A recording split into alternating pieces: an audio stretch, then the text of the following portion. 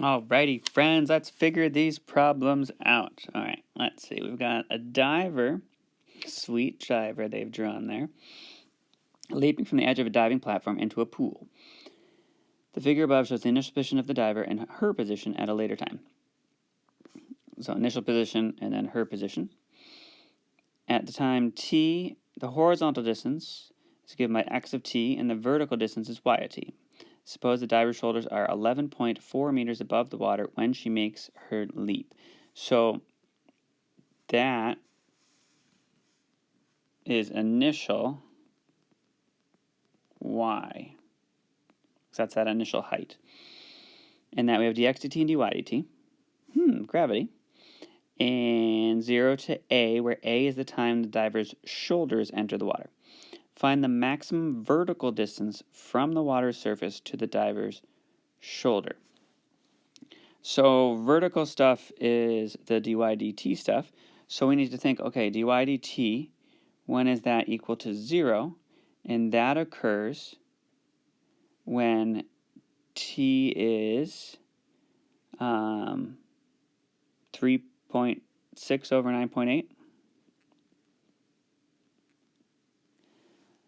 And that's the time. And let's see. Since dy dt goes positive to negative at t equals 3. I'm just going to write 36 over 98 because that's how fractions work.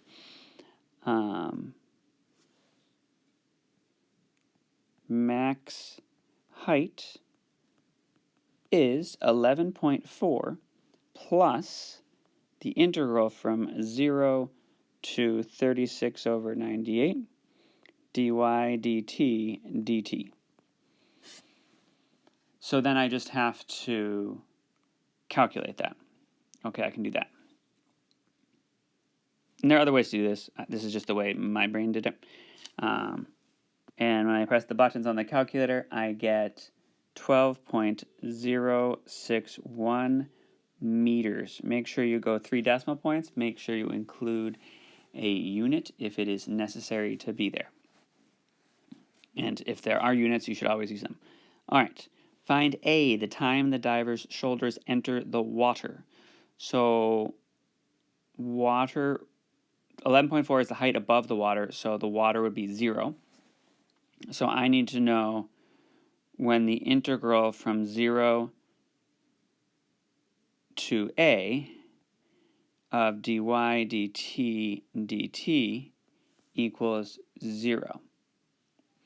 So that means, plus, I can't forget that, 11.4. So that's going to be 11.4 plus 3.6 t minus 4.9 t squared.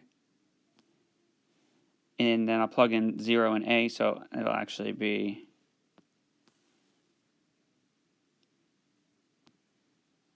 a and a equals 0. And I can use my calculator for that. I don't need to do that by hand, so that's going to be 1.936 seconds. So what I did is I found the underderivative of your 3.6 minus 9.8t, and then I set that whole thing equal to 0, remembering to keep in mind the initial position. All right, and then C, total distance traveled by the diver's shoulders from the time she leaps from the platform until she enters the water. So total distance traveled, that's always the same thing, right? I don't have to work very hard for that. So that's just going to be the integral from 0 to a, which I found, so I can use that now, of the square root of dx dt squared plus dy dt squared dt. And I just push buttons on that, so that's 12.946 meters. So total distance traveled, reminder, I don't know if this is helpful, but reminder, that inside part is the speed. So you're adding up all the speeds, which is the total distance traveled. And the last part, find the angle theta, okay, between the path of the diver and the water at the instant the diver's shoulders enter the water. Well, that's a spicy one. So I need to find the diver's going to enter the water like this. I'm going to make this actually more dramatic. It's going to look like this. Between the diver's shoulders and the water. So that'll be like right in there. That's where theta is. So that's going to be the y stuff and the x stuff. So we have dy dt and dx dt. We know those at A. We can find those at A. So if I say the tangent of, apparently I'm putting this up here, tangent of theta is dy dt over dx dt when t is A.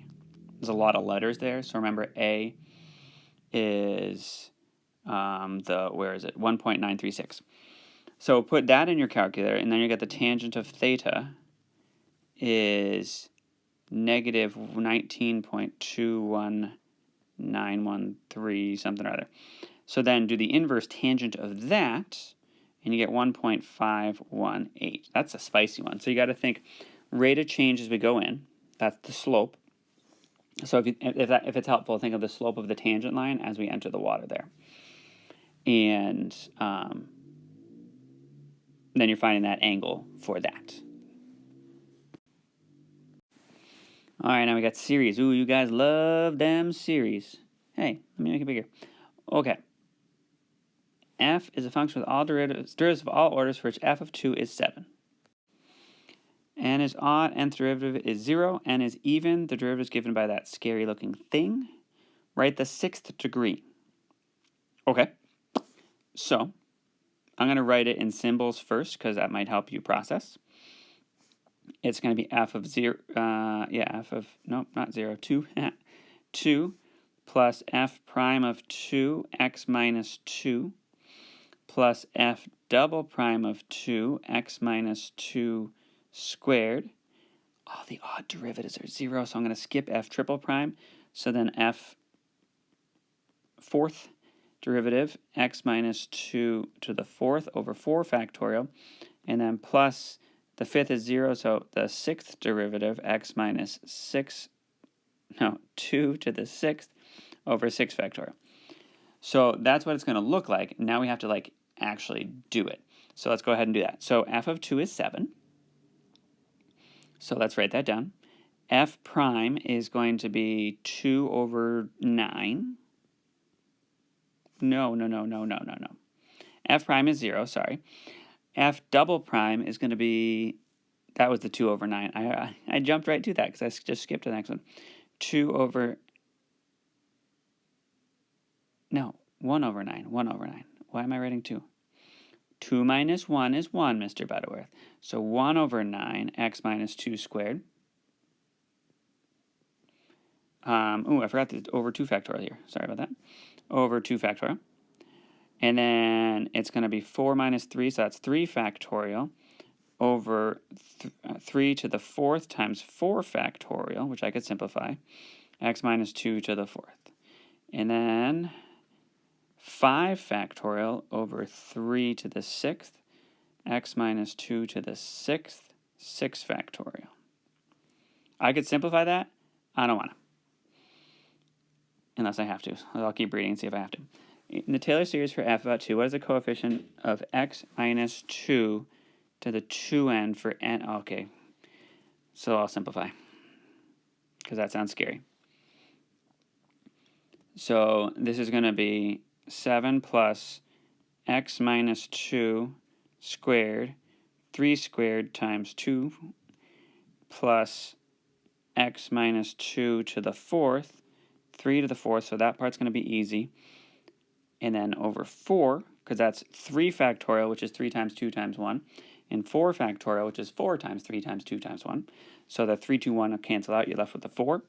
And then same deal here, x minus 2 to the 6th, 3 to the 6th, and then times 6, because those cancel out. So for part B, I simplified stuff to make my life easier. Coefficient's going to be 1 over 3 to the 2n times 2n would be a way to think about it. All right. Oh, did I need to write a general term? No, okay. I could have done it, I could have done it from that general derivative, couldn't I have? So I could have looked here and done like the nth one and then the n plus 1. I could have played with that a little bit. That might have been, I think that would have been confusing because then I would have to deal with the factorials. Nope, I like the way I did it. Okay, and then find the interval of convergence. Okay, so I need to think, that's my general, okay, so my general term I just figured out. So my general term, general term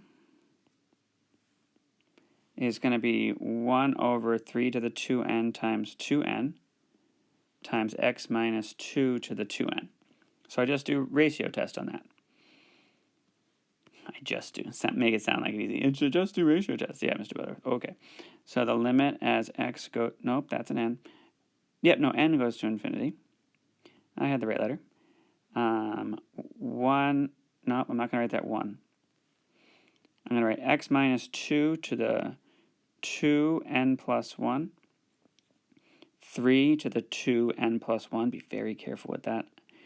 Times 2 to the times n plus 1.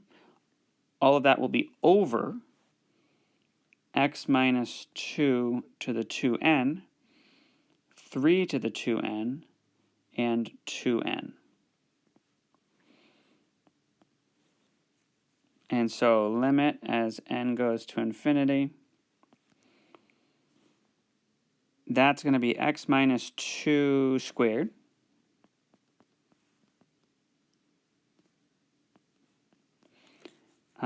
And that's going to be over 3 squared, because that's 2n plus 2. Cross out your 2n's, you're left with the squared down there. And then this part just becomes 1. So I think I'm okay with jumping right there. And I want that to be less than 1. All right. So everything's positive and squared, so I don't really need to worry. I can just get rid of the squared, yeah. So it's going to be x minus 2 over 3 is less than 1, which means x minus 2 is less than 3. That's my radius, so my radius of convergence is 3. My center is 2, so my interval is from, so 3 more than 2 is 5. 3 less than 2 is -1, and now I need to check the endpoints. So check x equals -1, and that's going to be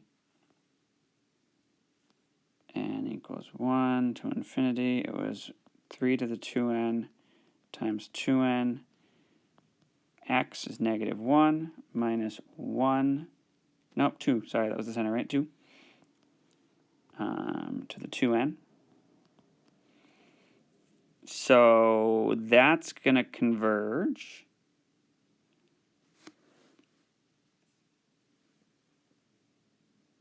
No, that's positive. Right, so, okay, I got ahead of myself. I was thinking that was going to alternate, but then it's to the 2n. So let me shrink this. We're getting a little crazy with our space here. These will cancel out. So that's n equals 1 to infinity, 1 over 2n, which diverges because it's harmonic series. And that's 1 over n. We know that 1 over n diverges. You could also do a p-series argument. You also need to check x equals 5. X equals 5. N equals 1 to infinity. 1 over 3 to the 2n. 2n. 3 to, oh, those are the same thing, right? Those will cancel. So that also diverges by the harmonic series. So we do not include those endpoints. So -1 to 5, not including -1 and 5. All right, I took some time on that. Hopefully that was okay. Let me know if it's not. All right, now this is an FTC one. Figure above shows the graph of piecewise linear function. G is 2 to x of f of t. Got it. So that's f. That's g. So g prime is f. Not f prime. Silly, silly, silly. Make sure you note that. Maybe write that all over the place. Does g have a relative min, max, or neither at x equals 10? G has neither min or max, nor max, I don't know, at x equals 10 because g prime, which equals f, goes positive, nope, negative to negative there, silly. Negative to negative. That would be fine. I did my explanation. Do we have a point of inflection at x equals 4? G has a point of inflection at x equals 4 because g double prime, which equals f prime, goes, no, changes sign. I'm just going to write changes sign. Changes sign. Goes positive to negative because we have a positive slope and then a negative slope, and this is g, so the slope of, this is g prime, so the slope of g prime is g double prime.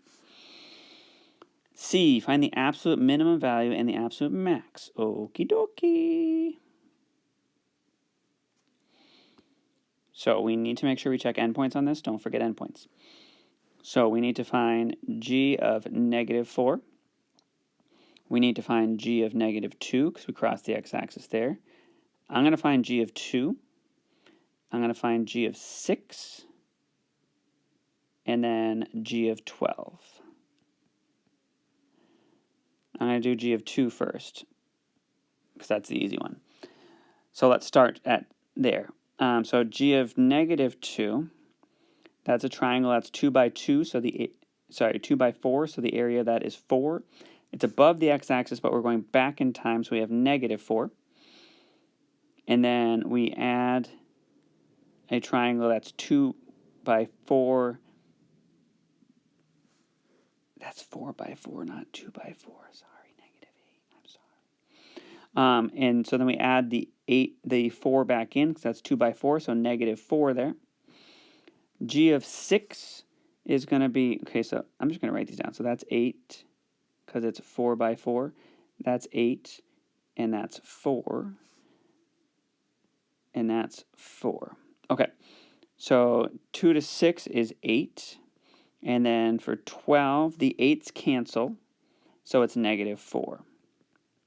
So the absolute min is negative 8.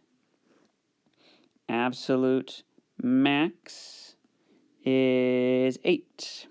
That's your justification. I showed all the possible places I needed to care about. And then D, find all intervals where g is less than 0. So g, for D, g is less than 0 on negative 4 to 2. And we're 0 there, so 10 to 12. And I think that's all I need to do there. My justification would be kind of this sort of thing. I'm just going to draw a little picture for you. They don't like pictures in the AP exam. They don't look at them. Like, you literally have to cover them up as a reader. It's kind of bizarre. Negative 4, negative 4, negative 2, negative 8, 2, 0. I wrote 4, but I'm supposed to go to 6, 8, and then back down. So your graph looks something like this. So we're negative there, and I can't keep going there. But at 10, I would hit the axis and then go negative again. So that's all I need to do for that one.